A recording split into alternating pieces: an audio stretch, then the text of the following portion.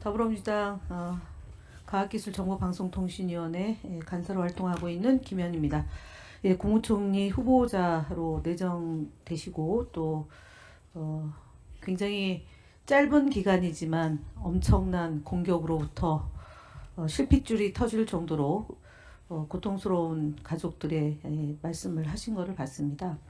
사실 인사청문회 위원이 돼가지고 간사로 내정되고 나서 국민의힘과 굉장히 협의를 잘 하려고 했습니다만, 제가 국민의힘이 주장하는 10대 결격 사유라는 주장을 한번 보시죠. 불투명한 자금 출처와 정치 자금이 의혹이 있다. 있습니까? 뭐 다 소명할 수 있는 내용들입니다. 수입을 초과한 지출 역시 소명할 수 있는 내용으로. 수입을 초과한 지출이라는 것은 논리적으로 불가능하고 세비 수입을 초과한 세비 외 수입으로 지출을 다 설명할 수 있습니다. 네, 소득 없는 자산 형성. 소득 없는 자산이라는 것은 불가능하다고 생각합니다. 예, 과도한 기부내역, 이거는 이제 교회 헌금을 얘기하는 것 같습니다. 개인적인 네, 종교의 자유가 있는. 봅니다. 네. 그다음 의정활동 자녀 입시 활용 의혹. 이것은 있습니까? 객관적으로 전혀 없다는 것이 입증됐다고 봅니다. 네, 자녀 학비 출처 불명, 허위 사실. 불명이 아니라 명확하게 엄마가 책임진 것입니다. 네, 중국 석사 학위 진위 관련해서. 따로 오후에 아주 꼼꼼하게 질문을 주시면 꼼꼼하게 답변 드리겠습니다만은清華대라는 대학이 그렇게 허위로 학위를 줄 수 있는 대학은 네, 아닙니다. 위장 전입.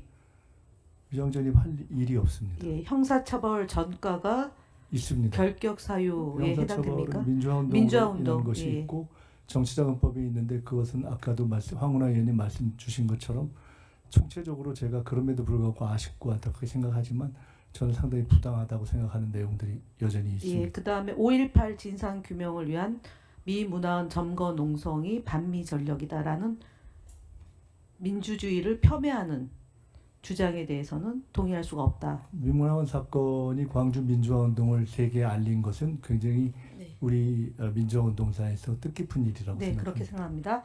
그래서 이런 일들이 국민의힘 의원들이 어떻게 허위 조작을 하였냐면 이런 식으로 했습니다. 그래서 오늘 내일 있을 인사청문회는 이런 허위 조작 정보와 가짜 뉴스와의 싸움에서 진실을 밝히는 인사청문회가 될 것이라고 생각이 됩니다.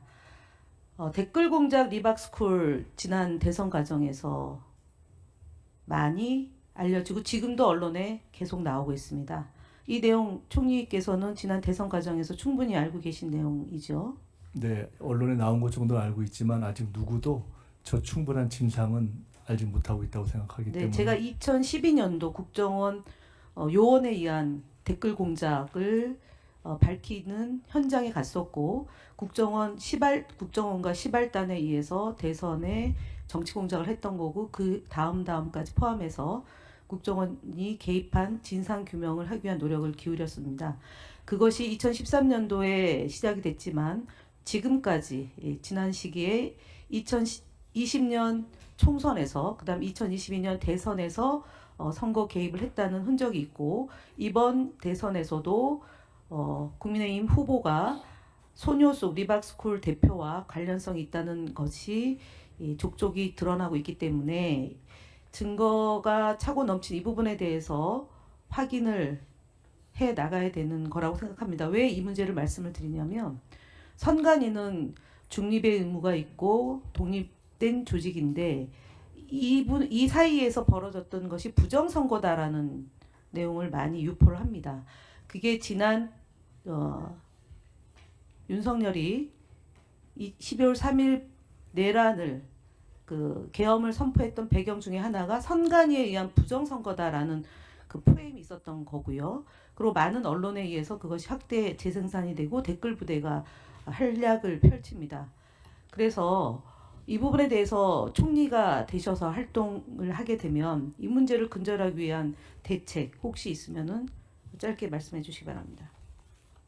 집중적으로 방안을 짜서 취임 후에 말씀드리겠습니다. 총리가 되면. 예, 그렇게 해 주실 거라고 믿고요. 사실 이번 인사청문회를 준비하면서 총리 후보자가 자격 여부에 대한 지적을 많이 했습니다. 국민의힘의 결격 사유는 그동안 문재인 정부에서 5대 결격 사유와 플러스 2개, 7대 결격 사유에 해당됨이 없음에도 불구하고 지속적으로 반복적으로 재생산됐음을 지적하고 가짜 뉴스를 반드시 근절시켜 더불어민주당 입장에서도 가짜 뉴스는 대책을 강구해서 근절하겠다는 말씀을 드립니다. 앞서 여러 정부가 있었고요. 전두환, 노태우, 김영삼 정부, 그다음에 민주정부로 김대중, 노무현, 문재인 정부가 있었고 그 다음 주권 정부로 이제 이재명 정부가 탄생했습니다. 총리 후보자가 이번 초대 총리 후보자가 된 데에는 김대중 정부, 노무현 정부, 문재인 정부, 이재명 정부를 만들어내는데 그 공이 있기 때문에 총리 후보자로서 역할을 충분히 할 수 있다라는 판단이 있을 거라고 생각이 되는데 본인이 잘할 수 있는 가장 장점으로 꼽는다면 무엇인지 한 3가지 정도 말씀해 주시기 바랍니다. 장점을 말씀드리기는 어렵고요. 지금 말씀 주시니까 생각나는 것은 제가 18년 정도 정치적 야인 생활을 했는데 그것이 저에게는 결국은 정치가 어떤 기술이나 공학도 아니고 또 지식인의 어떤 능력도 아니고 국민의 뜻을 잘 받드는 것이다 하는 것을 배운 것이 그나마 저에게는 남은 것이 아닌가. 그것이 이번에 이재명 대통령님을 대통령으로 만든 시대 정신과 부합하는 것이 아닌가라는 생각이 들어서 그런 어떤 민주주의의 시대 정신과 집단지성의 민주주의 원칙을 지키면서 가겠다는 말씀을 드리고 나머지는 비교적 이른 나이에 정치를 시작해서 이러저러한 경험을 좀 해보고 또 어려움을 겪어보면서 몸에 밴 경험들이 있다면 그것을 잘 활용해서 최선을 다하겠다 하는 말씀을 드리겠습니다. 네, 김 의원님 수고하셨습니다. 다음은